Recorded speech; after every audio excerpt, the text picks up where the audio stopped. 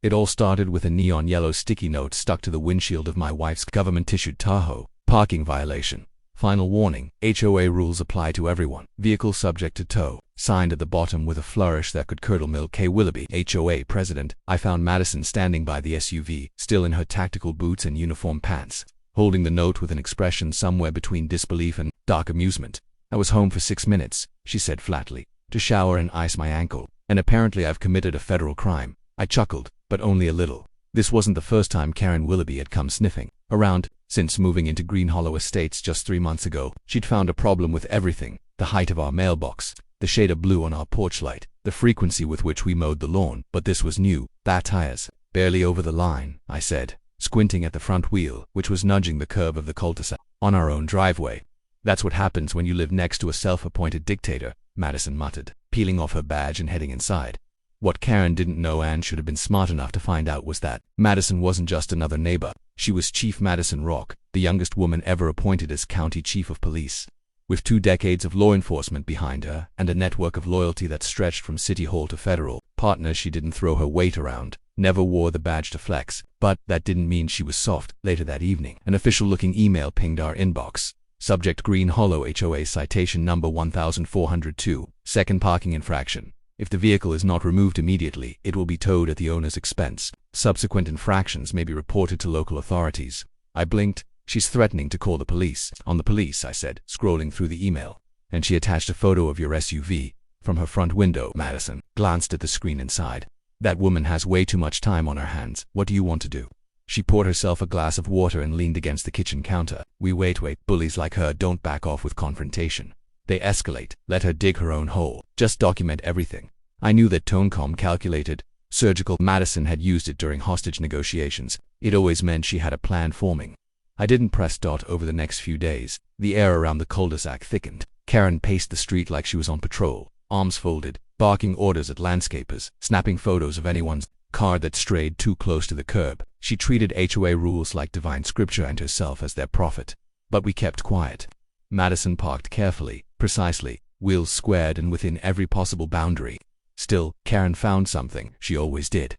Then came the clipboard. Karen started knocking on doors with a petition titled, "Enforce Parking Codes Equally, No Special Treatment for Officials." The quotes around officials were underlined in red ink. We later found out she was suggesting Madison had forged her badge to intimidate residents.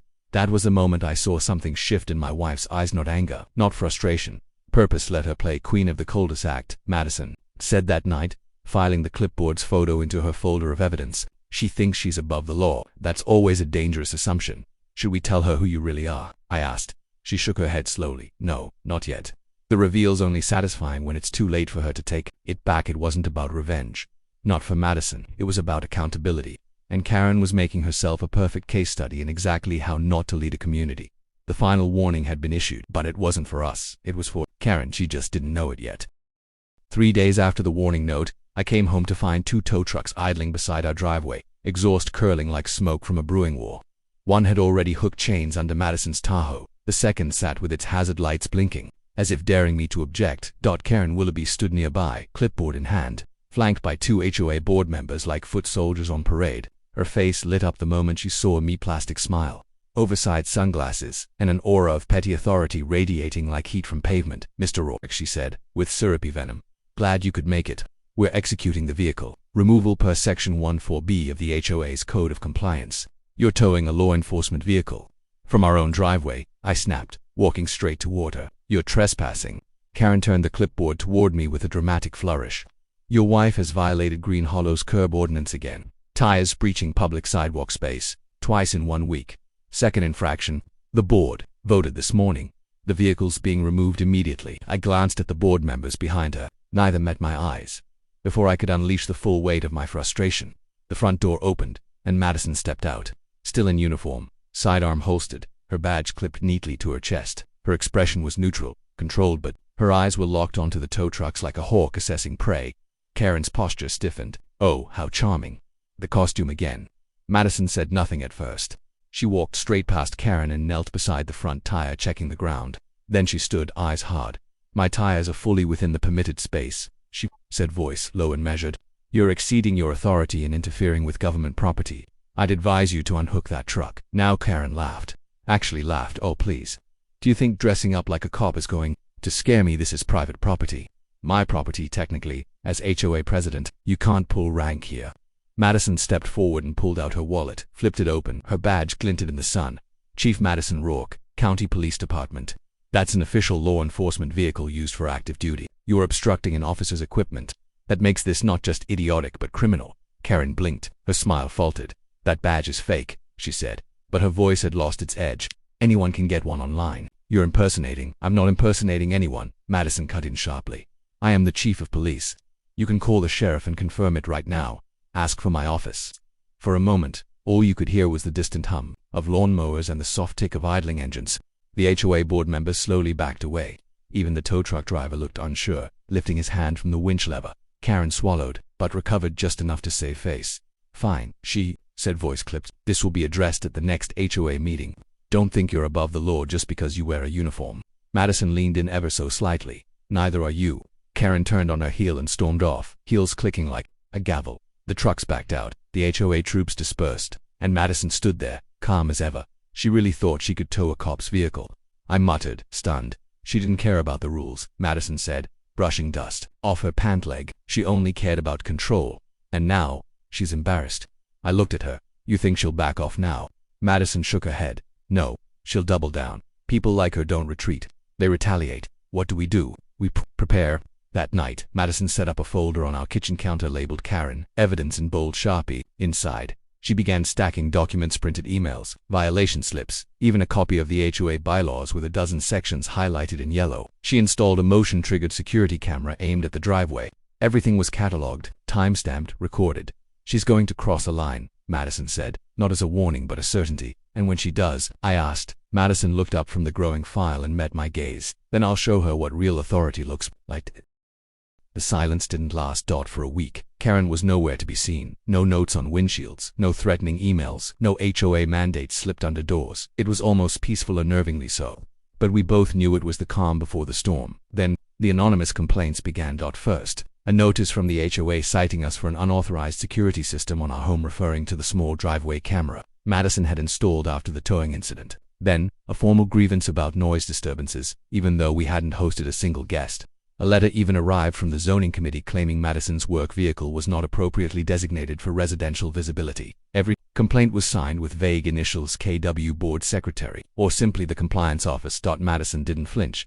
She logged each one into the growing folder marked Karen Evidence, but I could see it wearing on her. It wasn't the pettiness, it was the deliberate misuse of rules, the abuse of power, the manipulation of neighbors to create the illusion of legitimacy. This isn't about parking anymore, I said one night, watching her highlight sections of a county law book. She's trying to push you out.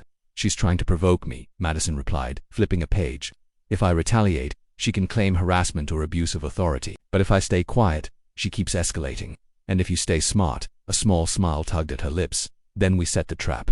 We filed formal counters to each citation, everyone fact-based, calmly written, and legally sound. Madison didn't use her title. She didn't need to. The HOA ignored them anyway, until Karen crossed the line. It happened at 5:12 a.m. Our motion camera lit up, sending a live alert to Madison's phone. She was already awake, sipping coffee before heading into the station. I watched her expression freeze as she tapped the screen. The footage was grainy but unmistakable. Karen, in a hoodie and slippers, creeping across our driveway. She stopped beside Madison's Tahoe. Then, with a quick flick of her wrist, she jabbed something against the tire. A faint hiss followed, then another. 4 tires, all flat within seconds. Madison didn't speak. She simply stood, set down her mug, and picked up her badge. By 6 a.m., Karen's morning routine was interrupted by a cruiser parked outside her house and a knock on the door. She opened it, still in a bathrobe, shocked to find not just Madison but a uniformed officer with a clipboard. You're being served, the officer said flatly. Criminal mischief, vandalism, trespassing, interfering with government property. Karen's eyes darted to Madison, who remained stone-faced. This is a joke, she sputtered. You can't, this is personal. You're retaliating because I caught you breaking HOA rules. I warned you, Madison replied, voice low. I gave you every chance to walk away. You refused. Karen tried to slam the door, but the officer handed her the court summons just in time. The look on her face was priceless, a mixture of rage, disbelief, and something that looked a lot like fear. By noon, the entire neighborhood knew. The footage was submitted as evidence. Our neighbors, many of whom had suffered Karen's passive-aggressive tyranny for years, began to speak out. One by one, anonymous stories surfaced in the HOA's internal forum: packages gone missing, kids' chalk art labeled graffiti, fines issued for unauthorized flower colors. Madison had triggered something larger than herself. The next day, she received an email and signed, but clearly from a board member: "There will be a vote to remove Karen as president. We owe you that much." It wasn't over, not yet. Karen still had influence, still had allies, but the tide had turned, and it wasn't in her favor anymore. That night, as we sat on the porch beneath a calm violet sky, Madison leaned back in her chair. "Silent, you good?" I asked. She nodded slowly. She thought I wouldn't stand up, that I'd let her bully her way through this neighborhood. She had no idea who she was dealing with. "She does now," Madison said, her voice cool but resolute. "And soon, everyone else will too." By the time the emergency HOA meeting was announced, the neighborhood had turned into a pressure cooker. Flyers showed up on every doorstep, this time not from Karen but from the board itself. Special vote, leadership accountability session. Attendance encouraged. No bolded threats, no passive-aggressive tone, just facts. And beneath that, in plain typeface, a motion to remove President Karen Willoughby will be considered. Karen, to no one's surprise, doubled down. She posted defensive tirades on the community message board, claimed she was the victim of a political witch hunt, accused Madison of weaponizing her position, even insisted the tire-slashing footage was doctored with AI, but no one was buying it anymore. Madison never responded publicly. She didn't have to. Her quiet integrity said enough. The night of the meeting, the clubhouse overflowed. Residents who hadn't attended a single HOA gathering in years showed up, eyes sharp, arms folded. You could feel it, the shift in power. Karen walked in late, dressed in a lavender pantsuit and wearing a pearl necklace like armor. She clutched a manila folder to her chest and smiled as if she still owned the room. She didn't. The board began with the agenda. Quiet murmurs rippled as they listed Karen's violations: unauthorized spending, abuse of authority, vandalism under active investigation, and misuse of HOA funds for personal landscaping reimbursements. Karen finally stood. "Let me remind you," she began, voice sugary sweet, "that none of these accusations have been proven. This is a smear campaign led by someone who doesn't understand how communities function. I've kept this neighborhood beautiful, safe, and orderly for 7 years." She turned, ever so slightly, to look toward Madison, who sat quietly near the back, dressed in civilian clothes. "And we cannot allow law enforcement intimidation to dictate neighborhood policy." That was her mistake. One of the newer residents, Mrs. Grant, whose mailbox Karen had once forced to be torn out for being 1 inch too decorative, stood next. "I've lived here 2 years. I was fined $300 because my toddler left sidewalk chalk drawings of flowers. You said it violated aesthetic standards. That's not safety, that's cruelty." A wave of voices followed. People rose, one after another, recounting years of arbitrary fines, threats, favoritism, and bullying. Then the board voted that the result wasn't even close. 94% in favor of immediate removal. Karen stood frozen, still clutching that folder like it would protect her. When the board announced her official dismissal, she finally spoke, barely above a whisper. "This isn't over." But no one was listening. Within 2 weeks, Karen's home went up for sale. Word spread quickly between the criminal mischief charge, the HOA audit, and her reputation tanking online. There were no offers. The for sale sign sat crooked on her front lawn like a white flag of surrender. Meanwhile, the community bloomed. Families began gathering outside again. Kids rode bikes freely. People waved to one another without fear of being cited for untrimmed hedges or non-conforming flower pots. Someone even painted a small mural near the clubhouse wall. Bright flowers, chalk rainbows, and a quote underneath in cheerful script: "A safe community is a free one." Madison didn't brag. She didn't strut. She simply resumed her life. But her presence became a quiet symbol: justice done the right way. And the neighbors knew it. One evening we sat on the porch again, watching the sun dip behind the treetops. The breeze carried laughter from across the cul-de-sac. A boy rode past on a scooter, waving. "You never raised your voice," I said, watching Madison sip her tea. "Not once." "Didn't need to," she replied. "Bullies make their own noise. All I had to do was let people hear it." I looked at her, deeply proud. "Do you think she learned anything?" Madison gave a slow shrug. "Some people don't learn. They just get replaced." We sat in silence for a moment. Then she reached into a bag and handed me something, a new sign. I held it up, grinning. It read, "Reserved parking, Chief Rourke." I walked it down to the driveway and hammered it into the ground beside her. Tahoe, not one challenged it, and no one ever would again.